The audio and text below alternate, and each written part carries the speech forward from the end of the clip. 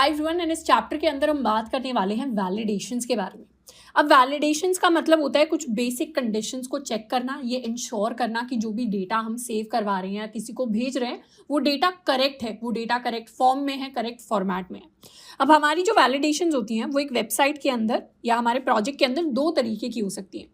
एक होती है हमारी क्लाइंट साइड वैलिडेशन और एक होती है हमारी server side validation. Client side validations कहने का मतलब है कि जो भी डेटा हम सर्वर के पास भेजते हैं, जो भी डेटा क्लाइंट यानी फ्रंट एंड हमारे बैक एंड को भेजता है, वो सारा का सारा डेटा करेक्ट होना चाहिए। मतलब जो हमने new.ejs वाला फॉर्म बनाया है या जो हमने edit.ejs वाला फॉर्म बनाया है, उसके अंदर जो भी डेटा भेजा जा रहा है बैकएंड को, वो प्रॉपर फॉर्मेट में होना चाहिए और करेक्ट फॉर्म के अंदर होना चाहिए। उसके लिए हम यूज करेंगे फॉर्म वैलिडेशंस का। यानी for example this was the website जिसको हमने क्रिएट किया था। इसमें अगर हम ऐड न्यू लिस्टिंग्स पर जाएं तो अभी क्या है, अभी ये जो हमारा फॉर्म है इसके अंदर हम इनकरेक्ट डेटा भेज सकते हैं। फॉर एग्जाम्पल हमने टाइटल के अंदर लिख दिया यहाँ पर ABCD एंड प्राइस के अंदर let's suppose we keep it 1800 and country, location, image, description, ये सब हमने खाली छोड़ दिया। इसके बाद हमने अपनी लोकेशन को ऐड कर दिया। अब जब हम लास्ट में जाएंगे तो इस तरीके से एक फोटो आ गई, हमारे पास ये सारी चीज़ें आ गई, but this is not a valid data. मतलब ये जो लिस्टिंग्स के अंदर बाकी जो मिसिंग इन्फॉर्मेशन है उसकी वजह से डेटाबेस के अंदर इनकम्प्लीट इन्फॉर्मेशन स्टोर हो जाएगी। तो सबसे पहला काम जो हम करेंगे वो है क्लाइंट साइड वैलिडेशन को इंश्योर करना, यानी क्लाइंट साइड से मतलब फॉर्म्स से जो भी डेटा बैकएंड के अंदर जा रहा है वो सारा यूजफुल डेटा हो, सही फॉर्मेट के अंदर हो। एंड सेकेंड हम बात करेंगे सर्वर साइड वैलिडेशन के बारे में। सर्वर साइड वैलिडेशन का काम है इंश्योर करना कि जो हमारे डेटाबेस के रूल्स हैं, जो हमारे डेटाबेस का स्कीमा है, उसके हिसाब से हमारा डेटा स्टोर हो रहा है स्कीमा के अंदर। एंड ऑल्सो इसमें हम ये भी इंश्योर करेंगे कि अगर कोई भी एरर आ जाता है, लेट्स सपोज कोई अगर हमें एडिट करते हुए एरर आ जाता है या कोई नया डेटा ऐड करते हुए डेटाबेस के अंदर एरर आ जाता है, तो उस केस में हम अच्छे से अपने एरर्स को हैंडल करें। हमने दो चीज़ें सीखी हैं, पहले हमने मिडलवेयर्स के बारे में बात की है और हमने एरर हैंडलिंग के बारे में बात की है। तो आज जब हम वैलिडेशंस को कर रहे होंगे, client side and server side validations, उसके अंदर हम एक तो फॉर्म वैलिडेशंस को कवर करेंगे और साथ के साथ एरर हैंडलिंग को हम कवर कर रहे होंगे।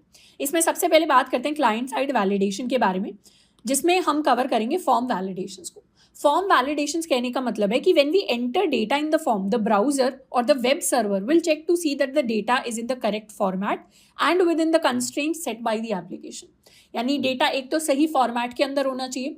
अगर फॉर एग्जाम्पल हमारे पास प्राइस है तो प्राइस हमारे नंबर टाइप का ही होना चाहिए। अगर हमने किसी चीज़ को पासवर्ड सेट किया है तो उसका टाइप हमारे पास पासवर्ड ही होना चाहिए। कोई चीज़ अगर स्ट्रिंग है तो वो स्ट्रिंग टाइप की ही रहनी चाहिए और विद इन द कंस्ट्रेंट्स होना चाहिए। फॉर एग्जाम्पल प्राइस ऐसी चीज़ है जिसको हमें नेगेटिव की तरह नहीं भेजना चाहिए, या फिर अगर हमने किसी स्ट्रिंग के लिए, टाइटल के लिए अगर हमने मैक्सिमम लेंथ डिफाइन किए तो उससे ज़्यादा लेंथ एक्सीड नहीं होनी चाहिए। इस तरीके की वैलिडेशन, इस तरीके के रूल्स हम खुद से सेट कर रहे होंगे अपने फॉर्म के अंदर, उसे कहते हैं हम फॉर्म वैलिडेशन। क्योंकि अभी हमने देखा कि अभी हमारा जो फॉर्म है वो इनकरेक्ट डेटा भेज पा रहा है डेटाबेस को और वो इनकरेक्ट डेटा हमारे पास आकर स्टोर हो रहा है। हमें इसी चीज़ को टैकल करना है फ्रॉम द क्लाइंट साइड। अब इस चीज़ को टैकल करने के लिए सबसे पहला ऑप्शन तो होगा ये जो हमारा फॉर्म है इसके अंदर हम फील्ड्स को रिक्वायर्ड सेट कर दें। For example let's come to our code and code के अंदर ये जो हमारा new.ejs है इसके अंदर आ जाते हैं। new.ejs में अगर हम चाहते हैं कि टाइटल हमेशा होना ही होना चाहिए हर किसी लिस्टिंग के लिए, तो इसे हम सेट कर सकते हैं टू रिक्वायर्ड। इसको कर लेते हैं सेव। अगर हम चाहते हैं डिस्क्रिप्शन भी होना ही होना चाहिए तो इसके लिए भी हम सेट कर सकते हैं टू रिक्वायर्ड। एंड इसी तरीके से अगर हम चाहते हैं इमेज वैसे हमारे पास टेम्परेरी है, इसको हमें रिक्वायर्ड सेट करने की ज़रूरत नहीं है। प्राइस को हम रिक्वायर्ड सेट करना चाहते हैं, हमारी जो कंट्री है उसे हम रिक्वायर्ड सेट करना चाहते हैं एंड लोकेशन को भी रिक्वायर्ड सेट करना चाहते हैं। तो अब हम इसे कर लेंगे रिफ्रेश किया तो दिस इज आवर फॉर्म। अब अगर हम इसे सबमिट करें बिना किसी इन्फॉर्मेशन के और इसे ऐड करने की कोशिश करें तो उस केस में अभी हमारे पास क्या आ रहा है, इस तरीके का कुछ एरर मैसेज आ रहा है, please fill in the field. या अगर हम इस फील्ड को फिल इन भी कर दें, इसे कह देते हैं न्यू लिस्टिंग 101, इसे ऐड करते हैं, तो अब कह रहे हैं डिस्क्रिप्शन भी रिक्वायर्ड है, इसको भी फिल इन करो। ये जो इम्प्लीमेंटेशन है जो सिर्फ रिक्वायर्ड लिखने से आ जाती है, ये हमारी डिफॉल्ट इम्प्लीमेंटेशन है जो ब्राउजर्स के ऊपर डिपेंड करती है। यानी अभी हम क्रोम के ऊपर काम कर रहे हैं तो हमारे पास इस तरीके का मैसेज आएगा। अगर हमारी वेबसाइट, अभी जो जितनी भी हमने वेबसाइट को डेवलप किया है, इसको हम सफारी के ऊपर खोले तो अलग तरीके के मैसेजेस हमारे पास आ सकते हैं। इसको फायरफॉक्स के ऊपर खोले, एज के ऊपर खोले, डिफरेंट ब्रेव ब्राउजर या किसी और ब्राउजर के ऊपर खोले, तो हर ब्राउजर के हिसाब से हमारी जो डिफॉल्ट इम्प्लीमेंटेशन होती है वो अलग अलग होती है। बट हम जब भी वेबसाइट्स बनाते हैं, हम जब भी प्रोजेक्ट्स के ऊपर काम करते हैं या in general practical web development करते हैं, तो हम चाहते हैं हमारे प्रोडक्ट स्टैंडर्डाइज्ड हो। स्टैंडर्डाइज कहने का मतलब है कोई भी यूजर उन्हें किसी भी ब्राउजर के अंदर खोले, क्योंकि हो सकता है कोई यूजर हमारी वेबसाइट को सफारी के ऊपर खोले, तो कोई दूसरा क्रोम के ऊपर खोले, तो कोई दूसरा ब्रेव के ऊपर खोले। तो हमें चाहिए कहीं भी अगर हमारी वेबसाइट को खोला जाए वो ऑलमोस्ट सिमिलर सी दिखनी चाहिए, लेआउट, एरर मैसेजेस, सारी चीज़ें ऑलमोस्ट सेम दिखनी चाहिए। तो उसके लिए हम क्या करेंगे, डिफ़ॉल्ट ये जो हमारी स्टाइलिंग होती है जो सिर्फ रिक्वायर्ड कीवर्ड ऐड करता है, इसकी जगह हम बूटस्ट्रैप की स्टाइलिंग को ऐड करने की कोशिश करेंगे, क्योंकि बूटस्ट्रैप के अंदर ऑलरेडी स्टैंडर्डाइजेशन सेट है। तो उसके लिए we can go to Bootstrap. तो ये हमारी बूटस्ट्रैप की डॉक्यूमेंटेशन है। इसमें ऑप्शंस के अंदर फॉर्म्स के अंदर जाके हम जाएंगे अपने वैलिडेशंस के अंदर। और बूटस्ट्रैप के अंदर वैलिडेशन कैसे काम करती है, HTML form validation is applied via CSS is to pseudo classes invalid and valid. अगर हमें बूटस्ट्रैप के कस्टम स्टाइल ऐड करने हैं, for custom Bootstrap form validation messages you will need to add the non validate boolean attribute to your form. This disables the browser default feedback tool tips. यानी हमें चाहिए कि हम किसी भी इनपुट फील्ड को रिक्वायर्ड रखना चाहते हैं, पर हमें ब्राउजर की डिफॉल्ट इम्प्लीमेंटेशन नहीं चाहिए, हमें तो बूटस्ट्रैप की डिफॉल्ट इम्प्लीमेंटेशन चाहिए। What we are trying to say is कि हमारे फॉर्म की कोई फील्ड है, इस फील्ड में एग्जाम्पल ले लेते हैं कि लोकेशन हम ऐड करवाना चाहते हैं। लोकेशन को हम चाहते तो हैं कि हमारी लोकेशन रिक्वायर्ड हो, पर इसके लिए हम ब्राउज़र का जो डिफ़ॉल्ट है वो नहीं लेना चाहते, हम बूटस्ट्रैप को लेना चाहते हैं। तो उसके लिए बूटस्ट्रैप हमें कह रहा है कि आप अपने फॉर्म के अंदर नॉन वैलिडेट नाम की बूलियन एट्रीब्यूट को ऐड कर दो। जब हम इस नॉन वैलिडेट बूलियन एट्रीब्यूट को ऐड करेंगे, सो न्यू वाला जो हमारा फॉर्म है इसके अंदर लिख देते हैं नॉन वैलिडेट, इसको कर देते हैं सेव। तो ये क्या करेगा, जो डिफ़ॉल्ट ब्राउज़र वाली सेटिंग्स है उनको इनवैलिडेट कर देगा। उसके बाद सेकंड स्टेप हमें क्या लेना है, सेकंड स्टेप के अंदर कुछ इस तरीके की कस्टम स्टाइलिंग है जो ऐड हो जाएंगी। यानी यहाँ पर अगर हम फॉर्म को सबमिट करने की कोशिश करेंगे तो हम अपने फॉर्म को भी कुछ इस तरीके का दिखाने वाले हैं, जिसमें अगर हमने सही चीज़ें ऐड करी हैं तो कुछ मैसेज आ जाता है, अगर कुछ मिसिंग हो गया तो इस तरीके से कुछ मैसेज आएगा।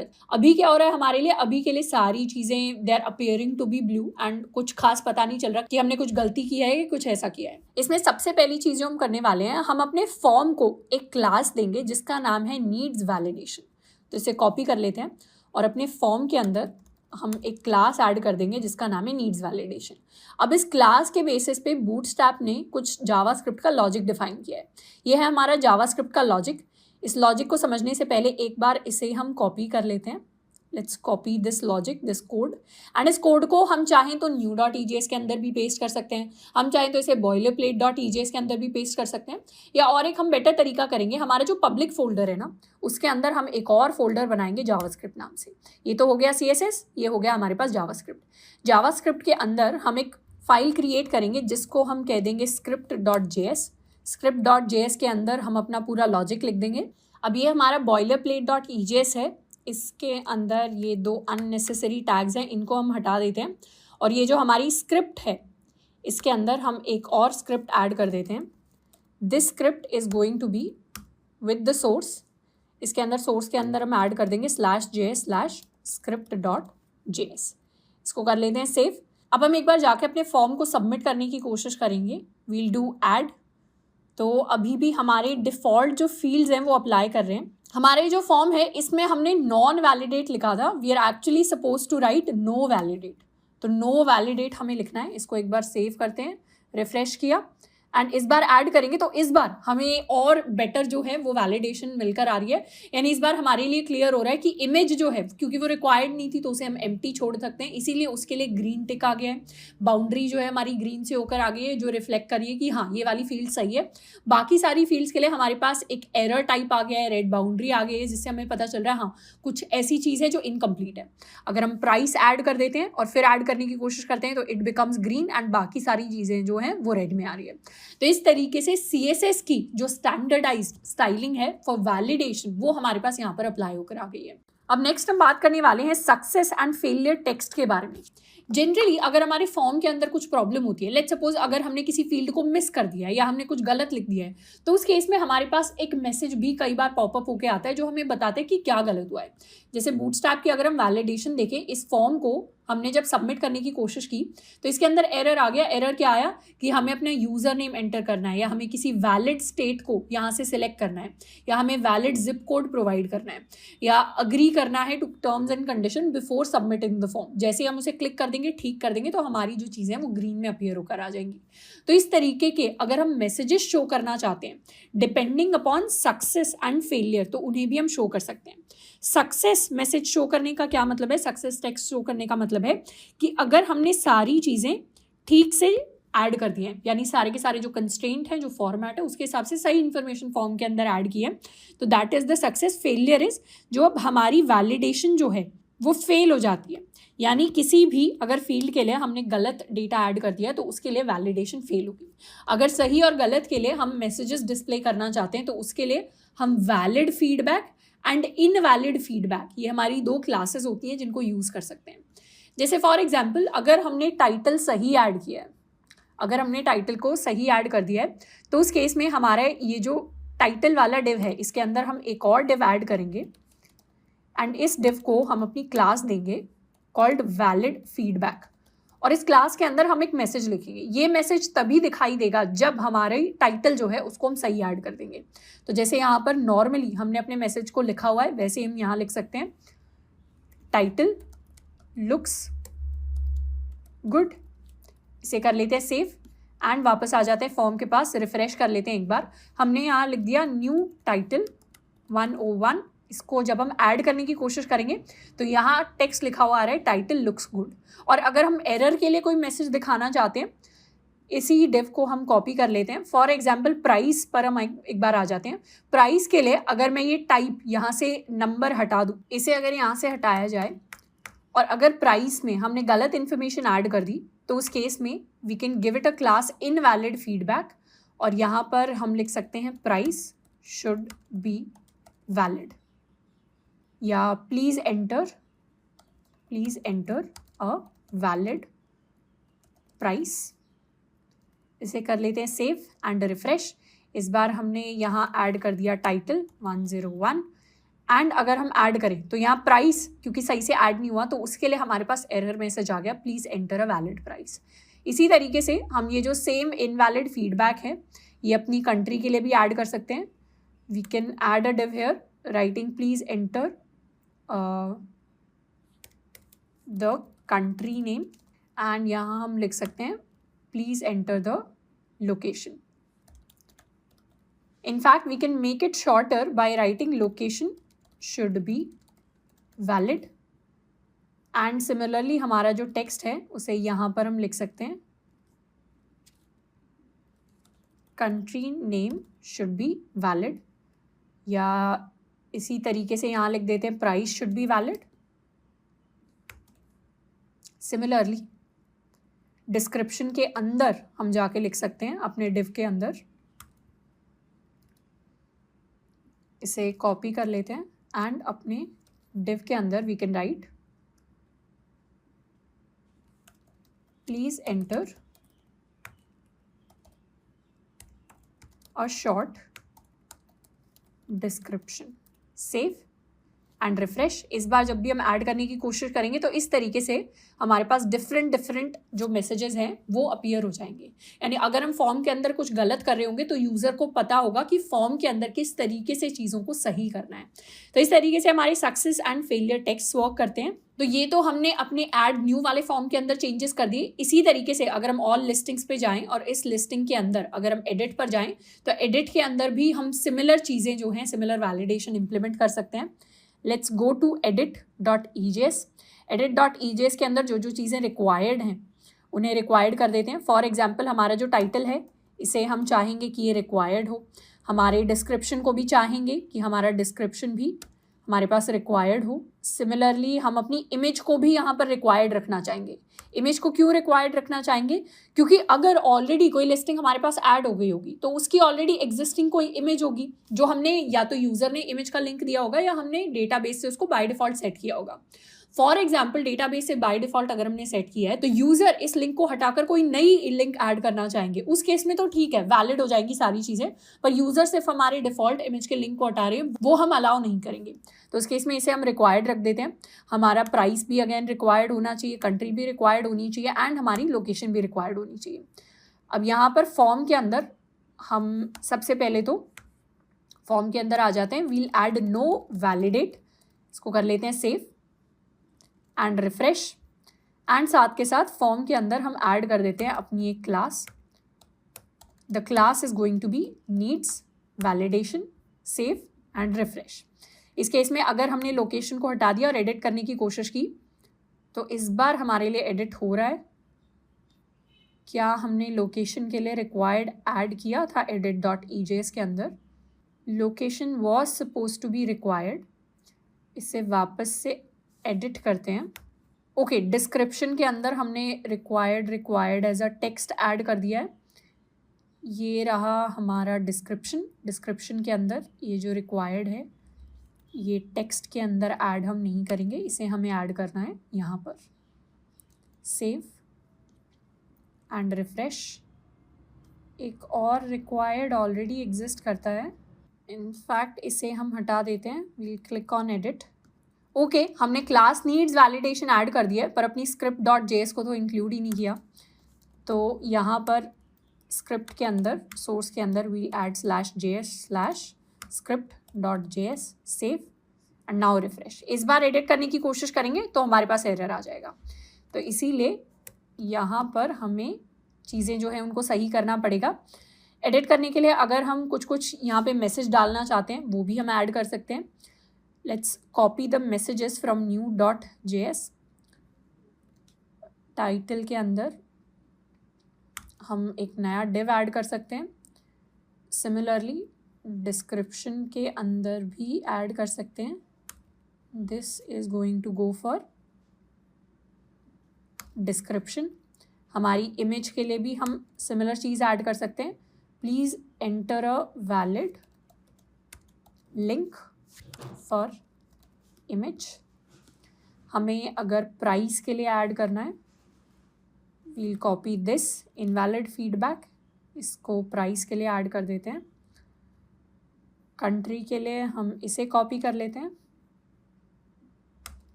एंड लोकेशन के लिए हम इसे कॉपी कर लेते हैं।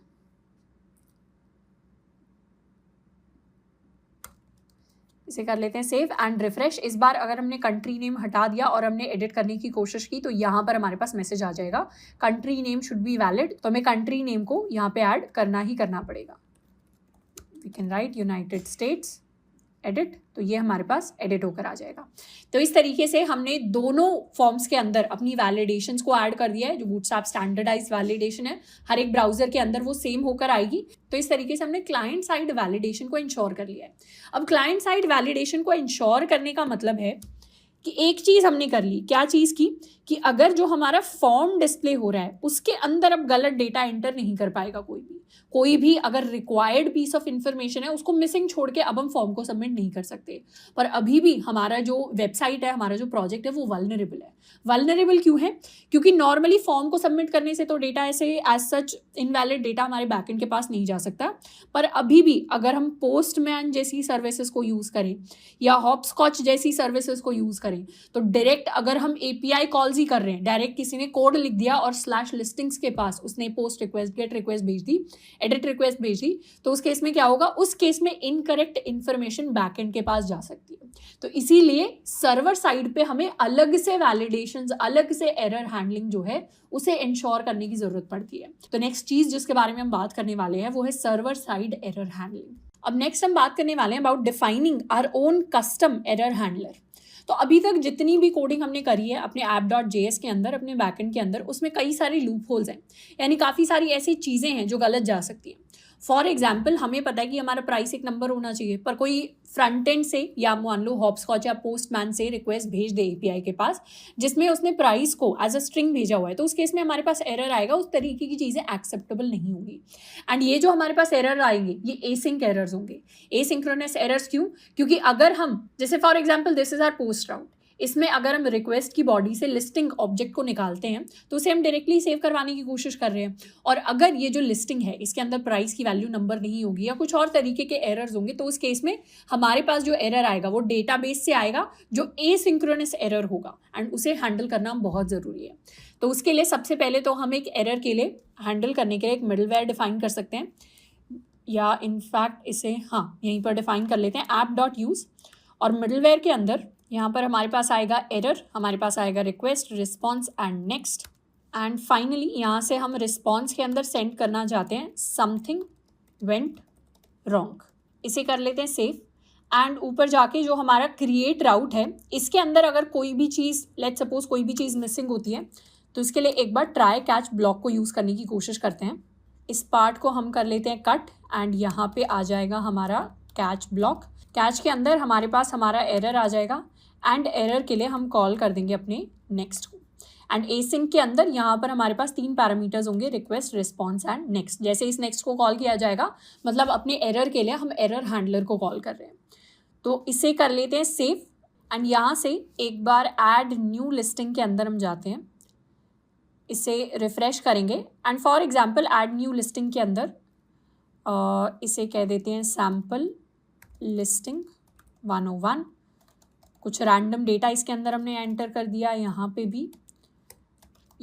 भी रैंडम डेटा एंटर कर दिया। इमेज लिंक ऐड करने की ज़रूरत नहीं है, पर प्राइस के अंदर हमने ABCD लिख दिया। इसको जैसे ही ऐड करेंगे हमारे पास क्या हुआ, हमारे पास एरर हैंडल होकर आ गया, यानी लिख कर आ गया something went wrong. Something went wrong किस लिए आया, एक बार इस पार्ट को हम हटाकर भी देख सकते हैं। फॉर एग्जाम्पल अगर हमने अपने मिडलवेयर से एरर को हैंडल नहीं किया होता और हम सेम चीज़ करते, यानी रिफ्रेश करके if we would have done the same thing, sample, ये हमने कुछ एंटर कर दिया, यहाँ पे भी हमने प्राइस में कुछ एंटर कर दिया, तो इस तरीके से कुछ टेक्स्ट हमने एंटर कर दिया और ऐड किया, तो उस केस में क्या आया, उस केस में हमारे पास वैलिडेशन एरर आ गया। वैलिडेशन एरर कह रहा है कि जो प्राइस आपने एंटर करने की कोशिश करी है, cast to number failed for value this at path price, यानी बैकएंड में मोंगूज ने जब डेटाबेस के अंदर सेव करवाने की कोशिश की होगी तो प्राइस में सबसे पहले वो कास्ट कर रहा है हमारी स्ट्रिंग को एक नंबर के अंदर, तो वहां पर स्ट्रिंग को नंबर के अंदर कन्वर्ट कर पाना पॉसिबल ही नहीं हो पा रहा, तो इसीलिए वैलिडेशन एरर हमारे पास आ रहा है। वैलिडेशन एरर आया और हमारा सर्वर क्या कर गया, हमारा सर्वर स्टॉप कर गया। यहाँ पे क्या हुआ, सर्वर के पास इंटरनली एरर आ गया और इस एरर को किसी ने हैंडल नहीं किया, तो वो जो एरर हैंडलिंग वाला पार्ट है वो हमारे लिए हमारा मिडलवेयर करता है, जिसकी वजह से रिस्पॉन्स में हमारा जो यूज़र है उसे इतना कुछ दिखाई नहीं देता, उसे सिर्फ एक सिंपल सा मैसेज दिखाई देता है समथिंग वेंट रॉन्ग। तो एक बार सर्वर को हम रीस्टार्ट कर लेते हैं, फाइल के अंदर अपने मिडलवेयर को मतलब इस एरर हैंडलिंग मिडलवेयर को हम सेव कर लेते हैं, एंड वापस से रिफ्रेश करके अगर हम यहाँ पे कुछ भी ऐड करने की कोशिश करते हैं which doesn't satisfy our validation, जो वैलिडेशन को फेल करेगा, तो हमारे पास सिंपल सा मैसेज आएगा समथिंग वेंट रॉन्ग। तो इस तरीके से बहुत बेसिक फॉर्म में हमने अपने एरर्स को हैंडल कर लिया है, पर हमें भी पता है कि एसिंक्रोनस एरर्स जो होते हैं उनको हैंडल करने के लिए और भी काफ़ी सारे डिफरेंट स्टेप्स होते हैं। जैसे अभी तक हमने जो अपनी एक्सप्रेस एरर क्लास बनानी सीखी थी, कस्टम एरर क्लास, उसको हमने यूज़ नहीं किया, उसे भी हम यूज़ कर सकते हैं एक बेटर एरर के लिए। अब नेक्स्ट चीज़ जिसके बारे में हम बात करने वाले हैं उसमें हम डिफाइन करेंगे अपने लिए अपना कस्टम रैप एसिंक। अब रैप एसिंक का काम हमें ऑलरेडी पता है, हमारा जो ट्राई कैच ब्लॉक होता है उसे ही एक और बेटर तरीके से लिखने का फॉर्मेट होता है हमारा रैप एसिंक फंक्शन। इसे हम यहाँ पे डिफाइन कर सकते हैं। इनफैक्ट रैप एसिंक के लिए हम अलग से अपनी एक अलग क्लास बना सकते हैं। हम क्या करेंगे, अपने मेजर प्रोजेक्ट अपने इस फोल्डर के अंदर एक और नया फोल्डर बनाएंगे, we'll call it utils. Utils के अंदर यूटिलिटी रिलेटेड चीज़ें हम रखने वाले हैं। यूटिलिटी रिलेटेड चीज़ें कहने का मतलब है कि एक्स्ट्रा चीज़ें, फॉर एग्जाम्पल हमारी एरर क्लास हो गई, हमारा रैप एसिंक हो गया, और भी कुछ इसी तरीके की फाइल अगर हमें ऐड करनी है तो यूटिल्स के अंदर हम एक नई फाइल बना सकते हैं, इसको बोलेंगे रैप एसिंक .js, और रैप एसिंक के अंदर हम यहाँ पे अपना फंक्शन बनाएंगे। इसको थोड़ा सा हम रीनेम कर लेते हैं। रैप एसिंक कहने का बेसिक मतलब होता है कि मुझे ऐसा फंक्शन बनाना है जिसको हम रैप एसिंक नाम देंगे, सिंक नाम देंगे, जिसके पैरामीटर्स में हमारे पास एक फंक्शन आएगा, आर्ग्यूमेंट्स में एक फंक्शन आएगा, और फिर हम क्या करेंगे, ये फंक्शन खुद से एक और दूसरा फंक्शन रिटर्न करता है जिसके आर्ग्यूमेंट्स में रिक्वेस्ट, रिस्पॉन्स एंड नेक्स्ट होता है। और इस फंक्शन का काम होता है to execute the fn function with the same parameters, यानी इसमें भी हमारे पास रिक्वेस्ट, रिस्पॉन्स एंड नेक्स्ट जाएगा, और इसके साथ हम एक कैच एसोसिएट कर देंगे कि अगर कोई एरर अकर करता है तो उस केस में हमारा जो एरर है उसके लिए नेक्स्ट कॉल हो जाए। तो कैच के अंदर हमारा नेक्स्ट चला जाए एंड कैच के अंदर हमारा नेक्स्ट कॉल हो जाए। तो इस तरीके का कुछ बेसिक फॉर्मेट होता है जो हमारे रैप एसिंक के लिए होता है। यहाँ पे ये जो हमारा रैप एसिंक है इसे हम डायरेक्टली एक्सपोर्ट कर सकते हैं।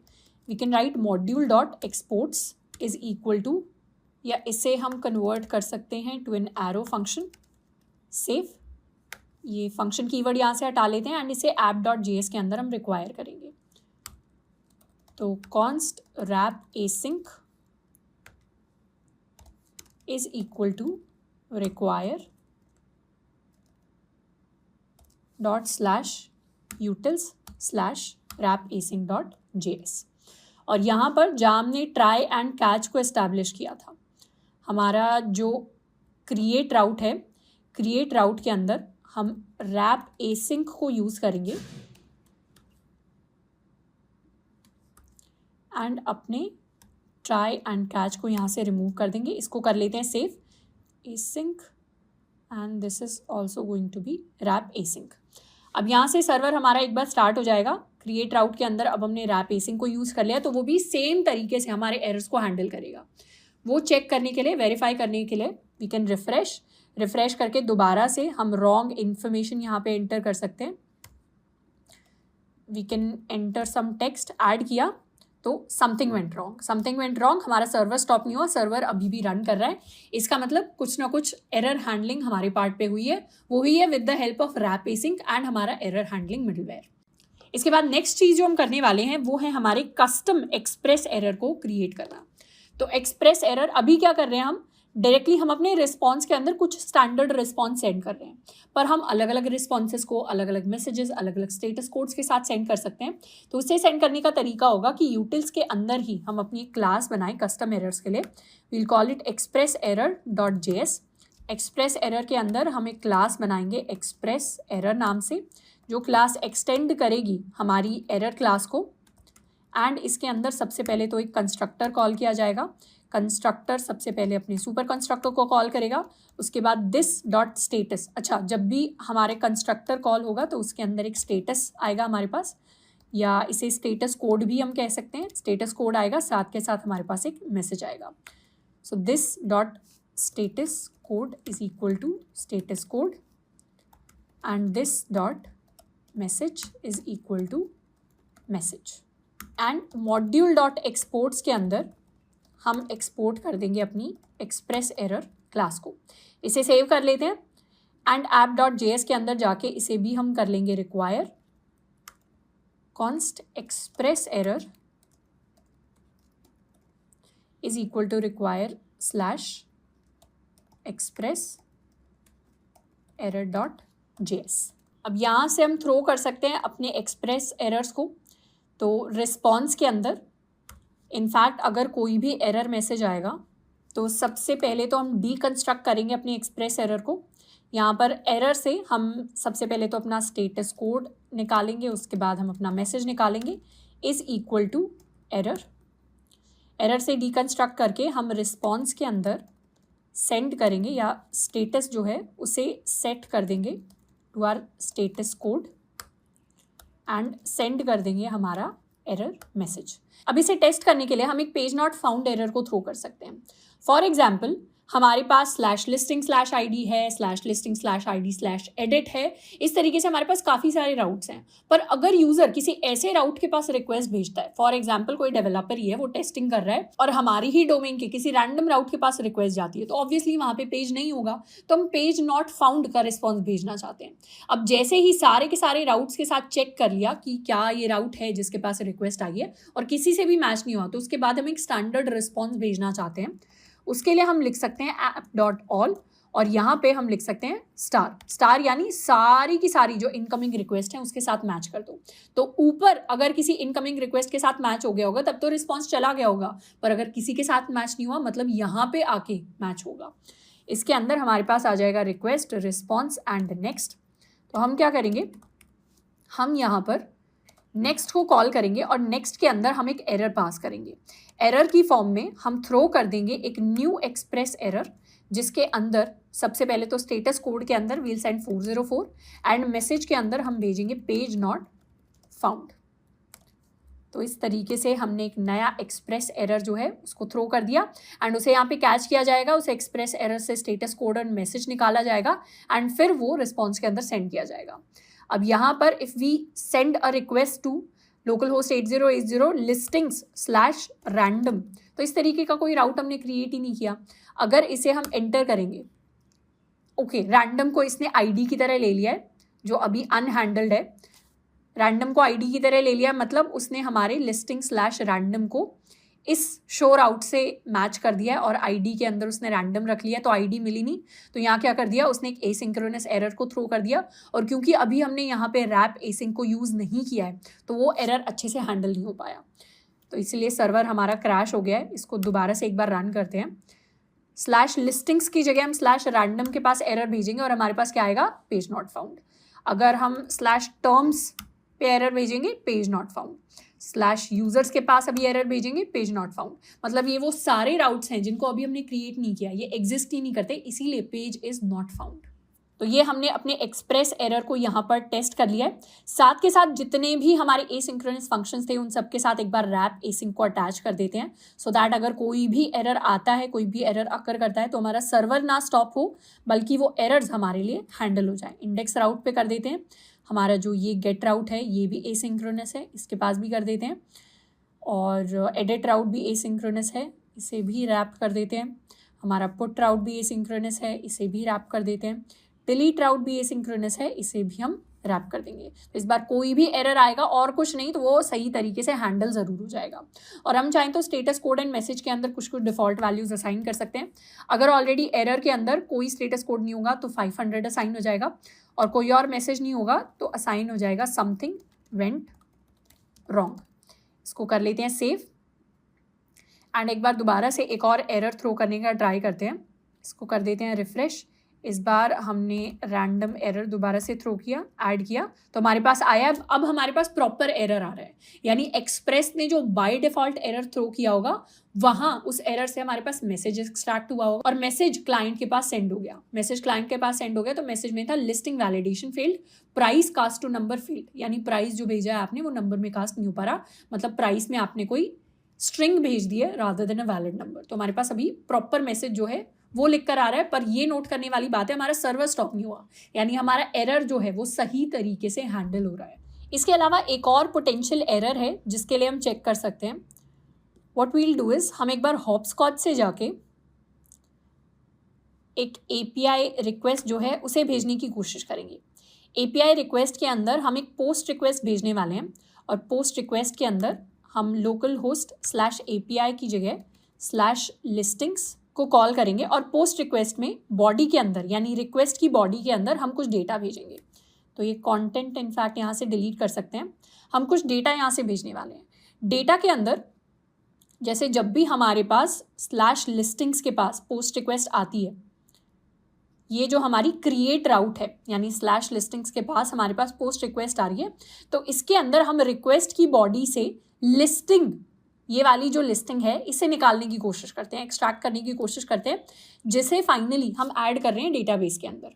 पर अगर ये लिस्टिंग एग्जिस्ट ही नहीं करती होगी तो for example what I will do is, हम यहाँ पोस्ट रिक्वेस्ट भेज देंगे लिस्टिंग्स के पास, पर उसमें लिस्टिंग्स नहीं होगी, मतलब कोई ऑब्जेक्ट नहीं होगी लिस्टिंग्स नाम से, और हम क्या कर देंगे, सेंड कर देंगे रिक्वेस्ट। तो इस केस में हमारे पास क्या आया, रिस्पॉन्स में आया listing validation failed, title path title is required.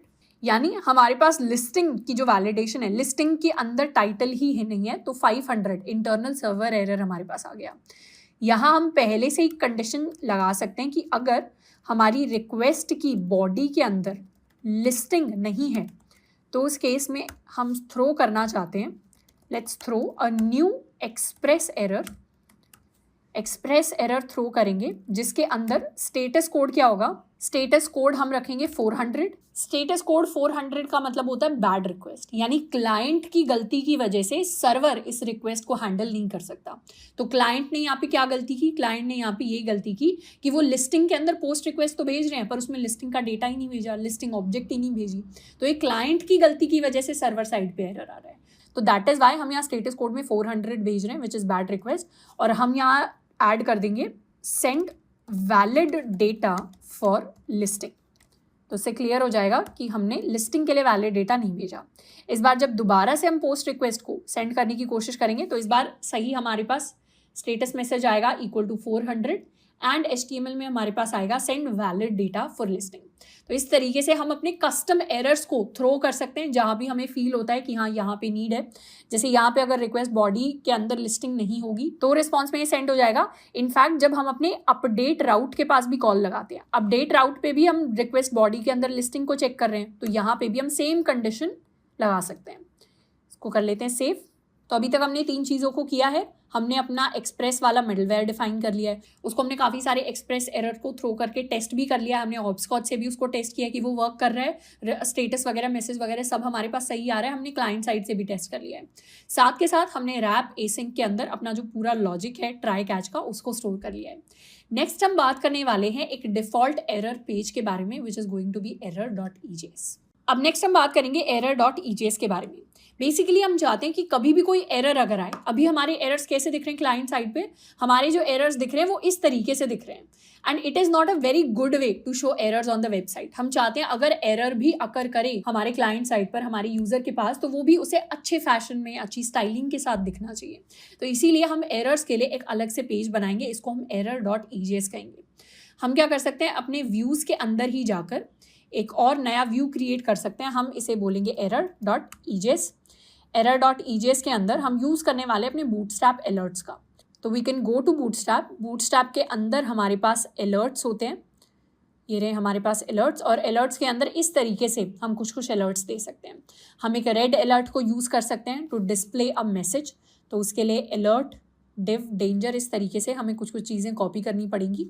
इसमें सबसे ऊपर तो हम अपने लेआउट को लिख लेते हैं, लेआउट्स,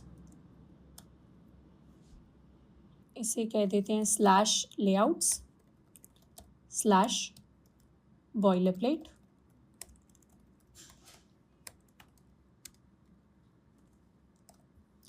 एंड ये सारा का सारा जो कोड है इसे एक रो के अंदर हम सेव करेंगे, यानी कुछ स्टाइलिंग इसके अंदर हम ऐड करेंगे। हम हमारा जो अलर्ट है उसे भी एक स्टाइलिंग दे देंगे, will give it column 6 and इसे एक ऑफसेट भी दे देते हैं इक्वल टू 3।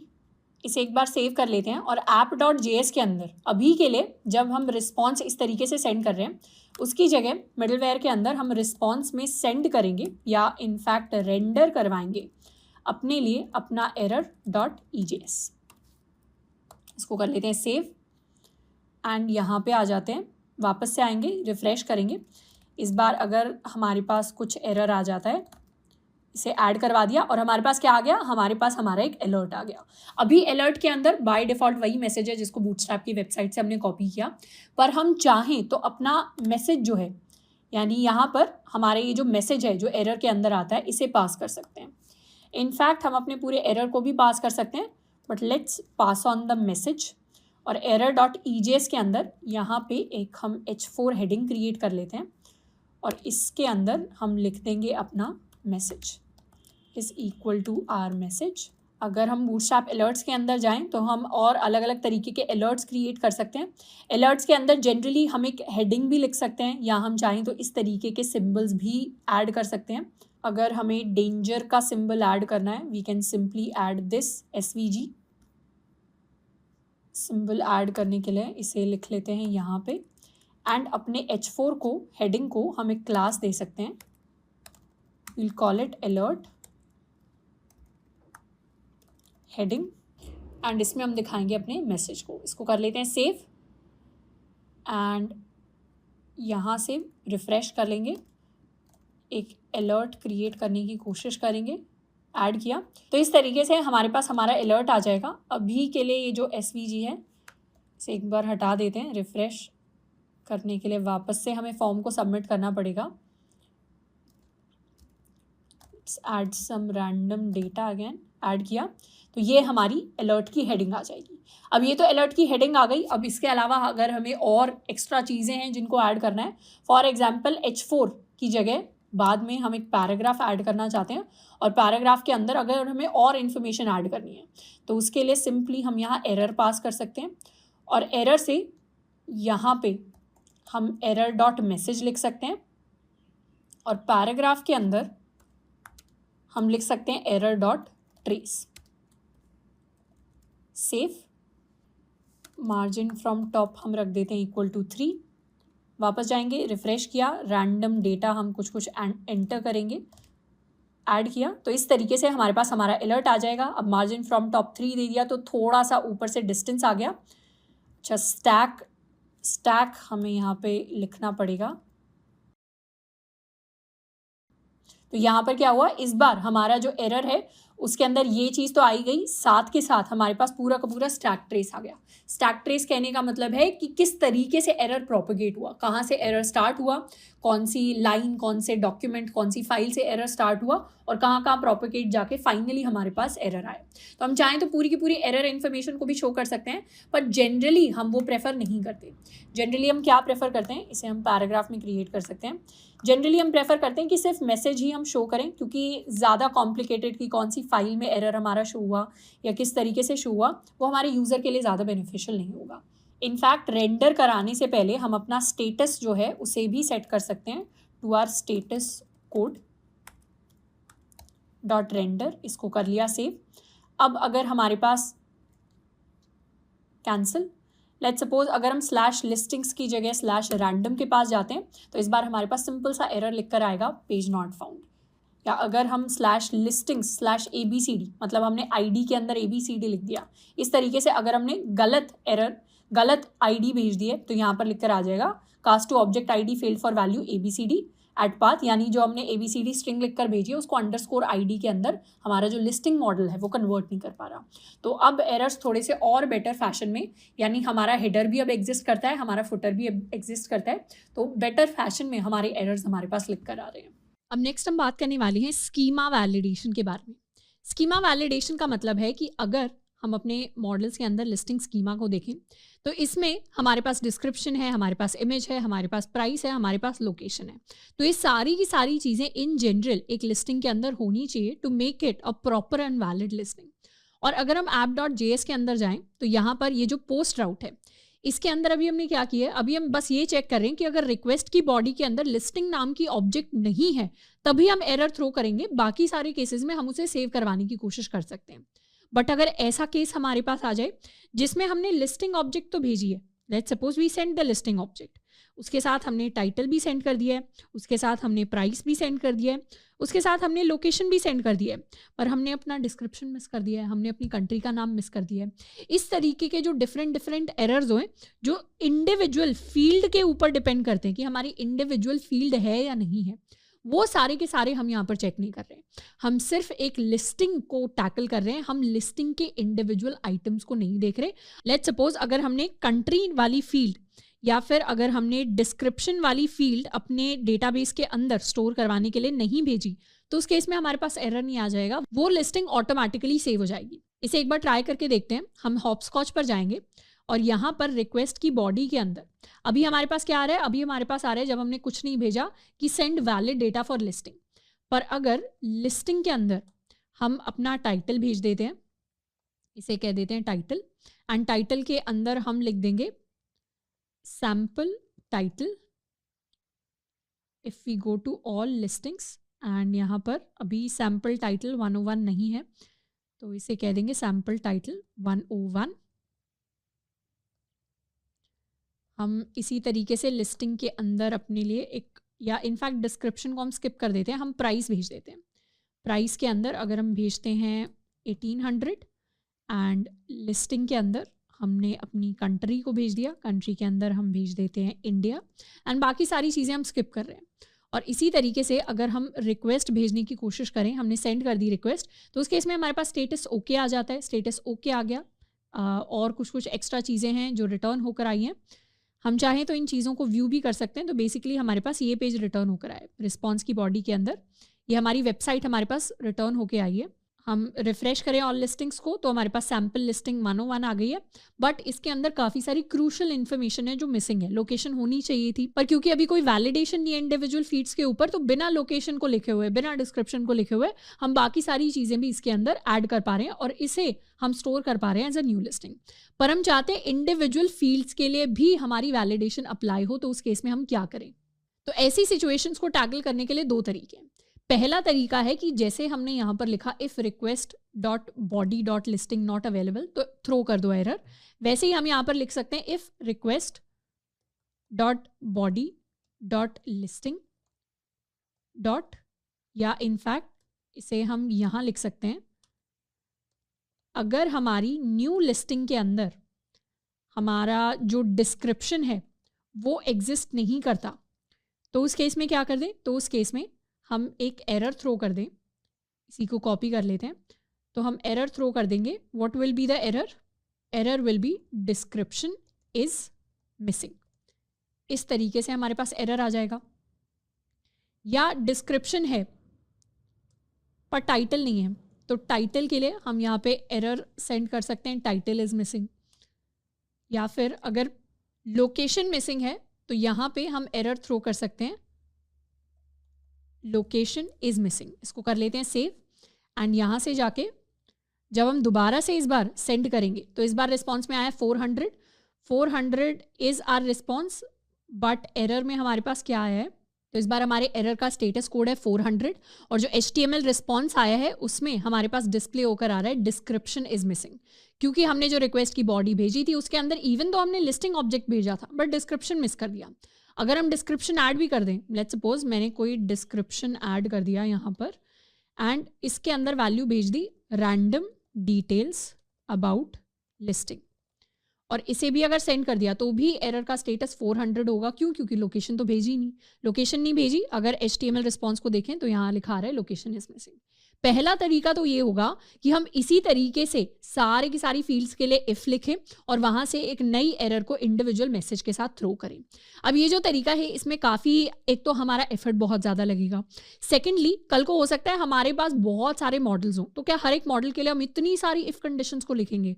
और कल को हो सकता है लिस्टिंग मॉडल के अंदर ही हम बहुत सारी और फील्ड्स को ऐड करें, तो उसके इसमें बहुत ज़्यादा टीडियस टास्क हो जाता है।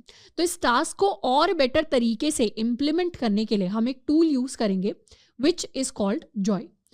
जॉय के लिए इट इज़ कॉल्ड JOI, और JOI का काम होता है to validate our schema. Schema validate करने का मतलब है कि जो भी हमने अपने मॉडल का स्कीमा डिफाइन किया है, जो भी हमने अपने लिए अपना स्कीमा डिफाइन किया है फॉर आर डेटा, उसे वैलिडेट करने का काम हमारा ये टूल करता है। तो जो हम इफ कंडीशंस लिख के करने की कोशिश कर रहे थे वो जॉय हमारे लिए ऑटोमेटिकली कर देता है इन अ easier format.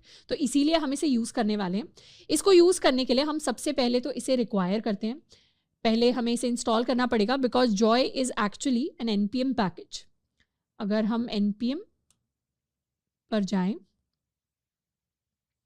And we search for Joy,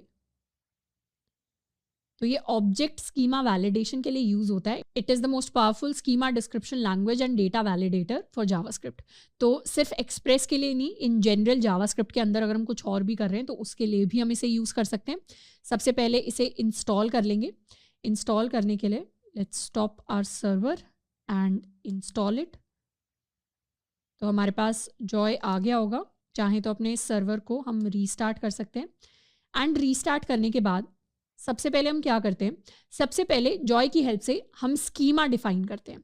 यानी इस तरीके से हम बताते हैं कि स्कीमा के अंदर हमारे पास एक ऑब्जेक्ट आएगी, ऑब्जेक्ट के अंदर हमारे पास यूज़र नेम होगा। अब ऑब्जेक्ट आएगी तो हम यहाँ पे लिस्टिंग ऑब्जेक्ट की बात करेंगे।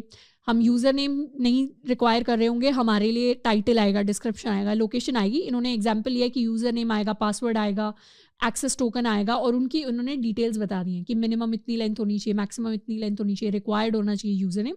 तो इस तरीके से यहाँ पे एक स्कीमा डिफाइन किया जा रहा है। तो जॉय की हेल्प से हम एक स्कीमा डिफाइन करते हैं, और ये जो स्कीमा होता है ये हमारे मोंगूस का स्कीमा नहीं होता, ये हमारी सर्वर साइड वैलिडेशन के लिए स्कीमा होता है।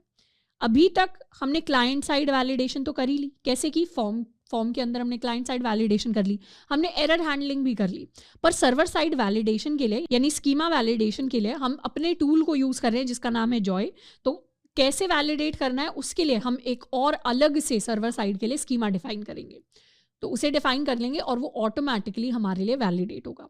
तो एक बार अपना स्कीमा डिफाइन करने के लिए हम क्या कर सकते हैं, हम अपने मेजर प्रोजेक्ट वाले फोल्डर के अंदर ही app.js के साथ में एक और नई फाइल हम डिफाइन कर देंगे and we will call it schema.js। schema.js के अंदर सबसे पहले तो हम इस तरीके से जॉय को रिक्वायर करेंगे एंड उसके बाद हम अपना स्कीमा लिखने वाले हैं, यानी जिस स्कीमा को हमें वैलिडेट करना है। अब हम चाहते हैं हम अपने लिस्टिंग स्कीमा को वैलिडेट करें, तो हम यहाँ लिख सकते हैं कॉन्स्ट, जैसे यहाँ पे लिखा हुआ है, इसे कह देते हैं लिस्टिंग स्कीमा, और इसे वैलिडेट करने के लिए हम लिखेंगे joy.object, यानी जॉय के अंदर हमारे पास एक ऑब्जेक्ट आनी चाहिए और इस ऑब्जेक्ट का जो नाम होगा that is suppose to be listing, यानी हमारे पास एक लिस्टिंग नाम की ऑब्जेक्ट आनी चाहिए।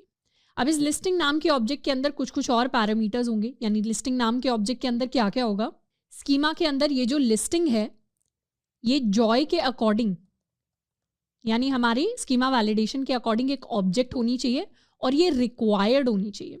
रिक्वायर्ड कहने का मतलब है कि हमारी ये लिस्टिंग ऑब्जेक्ट हमेशा जब भी कोई रिक्वेस्ट आए हमारे पास, उसके अंदर एक लिस्टिंग नाम की ऑब्जेक्ट हमारे पास होनी ही होनी चाहिए।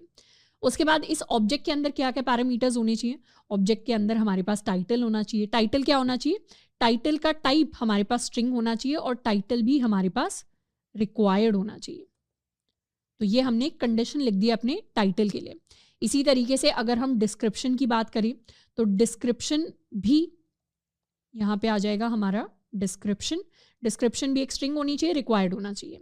अगर हम लोकेशन की बात करें तो लोकेशन भी एक स्ट्रिंग होनी चाहिए, रिक्वायर्ड होना चाहिए। अगर हम अपने कंट्री की बात करें तो कंट्री भी एक स्ट्रिंग होनी चाहिए, रिक्वायर्ड होना चाहिए।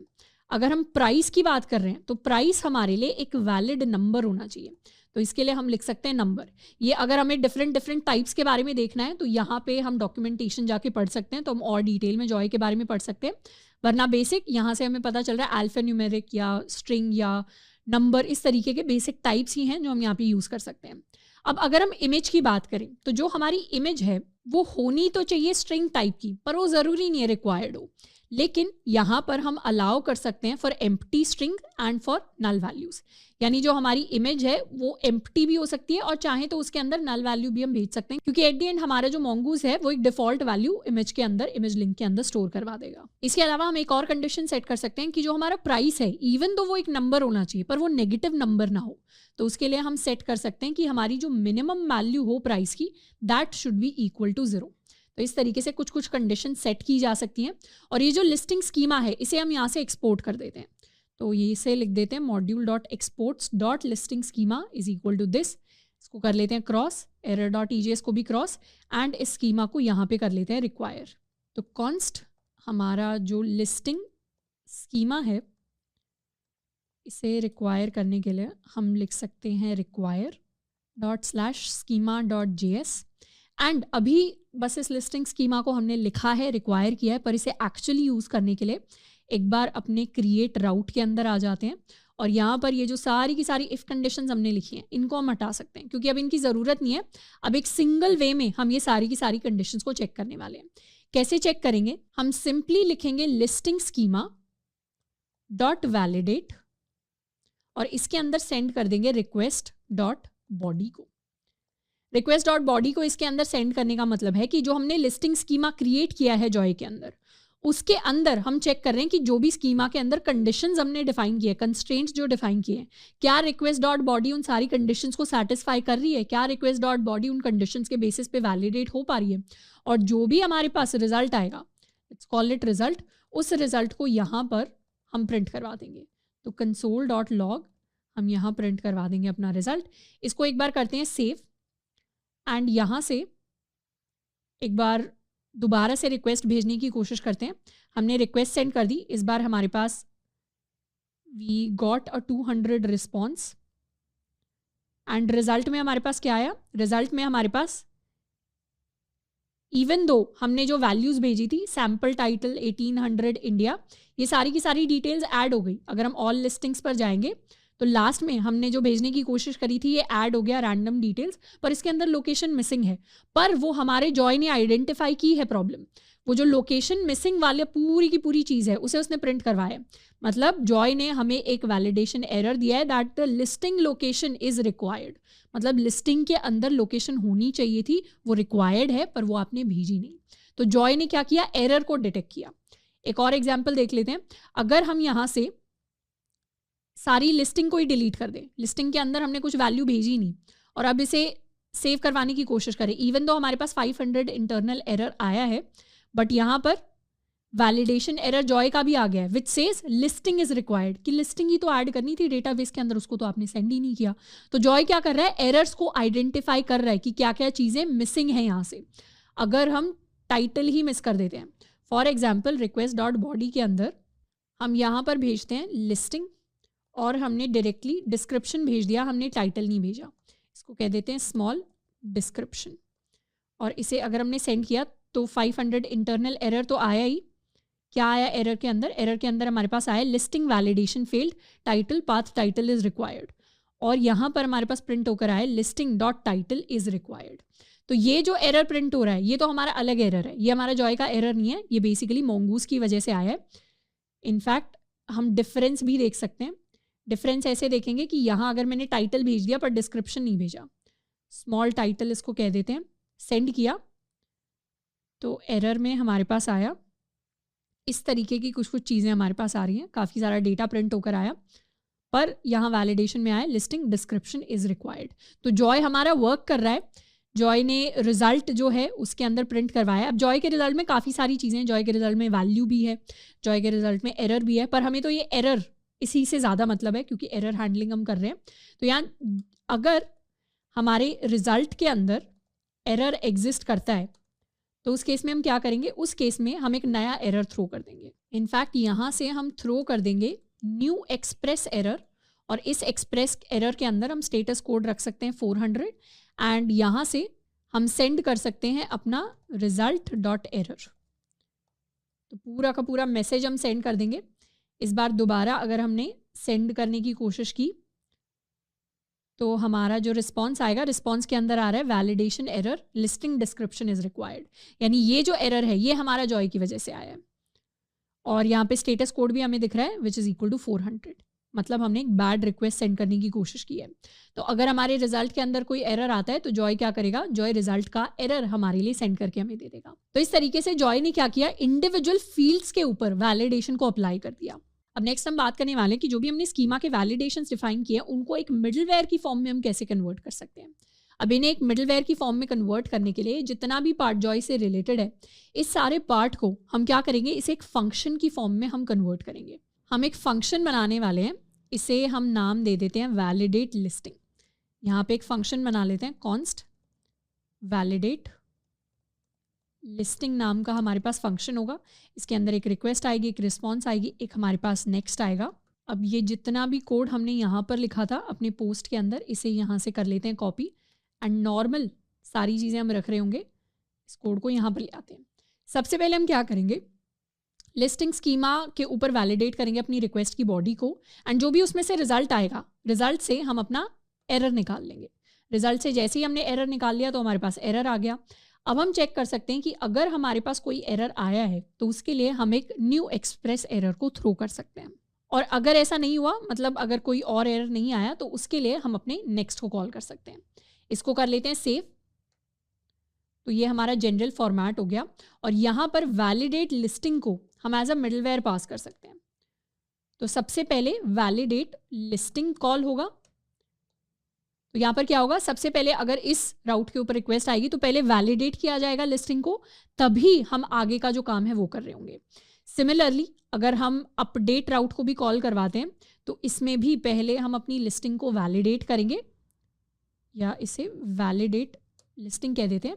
इसमें हम अपनी लिस्टिंग को वैलिडेट करेंगे तभी हम बाकी का काम कर रहे होंगे। तो यहाँ से भी हम ये वाली जो लाइन है उसे हटा सकते हैं, क्योंकि अब हमें खुद से वैलिडेशंस इफ एल्स की फॉर्म में लिखने की ज़रूरत नहीं है, वो ऑटोमेटिकली हमारे लिए हो जाएंगी। अगर हम चाहें तो दोबारा से कोई रिक्वेस्ट भेजने की कोशिश कर सकते हैं। Let's delete this, send a request, हमारे पास आया एरर 500। देखें अगर तो एरर के मैसेज में आया result okay, result is not defined. Result हमने कहाँ यूज़ किया है? रिजल्ट को हमने वैलिडेट लिस्टिंग के अंदर इसे कर लेते हैं सेव एंड यहाँ दोबारा से सेंड करते हैं। तो इस बार हमारे पास एरर आया 400, यानी वैलिडेशन एरर आया, लिस्टिंग इज़ रिक्वायर्ड। तो अब हमारे पास जो एरर आ रहे हैं वो सही एरर्स आ रहे हैं। हमने क्लाइंट साइड वैलिडेशन भी कर लिया, हमने सर्वर साइड वैलिडेशन भी कर लिया और अपने एरर्स को भी अच्छे तरीके से हमने हैंडल करना सीख लिया है। इसके अलावा यहाँ पर एक और एक्स्ट्रा चीज़ हम कर सकते हैं वैलिडेट लिस्टिंग के अंदर, कि जो भी हमारी एरर है, एरर के अंदर हो सकता है कई बार अलग अलग प्रॉपर्टीज़ हमारे पास आ रही हो, तो उन सबको हम कंबाइन कर सकते हैं। यानी जब भी हमारे पास एरर कुछ इस तरीके से प्रिंट होता है तो एरर के अंदर काफ़ी सारी डिटेल्स आती हैं और ये सारी जो डिटेल्स हैं हमारे एरर की, ये सारी डिटेल्स एक ऑब्जेक्ट की फॉर्म में है, यानी ऑब्जेक्ट है और उसके अंदर और काफ़ी सारी डिटेल्स हैं। तो इन सबको एक्सट्रैक्ट करने के लिए we can create a variable called error message. इस एरर मैसेज के अंदर हम क्या करेंगे, हमारी जो एरर की सारी डिटेल्स हैं हम उन सबको मैप कर सकते हैं। मैप करने के लिए हमारा जो एक एक इंडिविजुअल एलिमेंट है, उस इंडिविजुअल एलिमेंट के लिए हम रिटर्न करेंगे एलिमेंट का मैसेज। यानी सारी की सारी जो एरर डिटेल्स हैं, हर एक एरर डिटेल से उनका मैसेज निकल कर आ जाएगा और इन सबको हम ज्वाइन कर देंगे with the help of a comma. यानी सारी एरर डिटेल्स कॉमा से सेपरेट होकर ज्वाइन हो जाएंगी और यहाँ एरर की जगह हम अपने एरर मैसेज को पास करेंगे टू एक्सप्रेस एरर।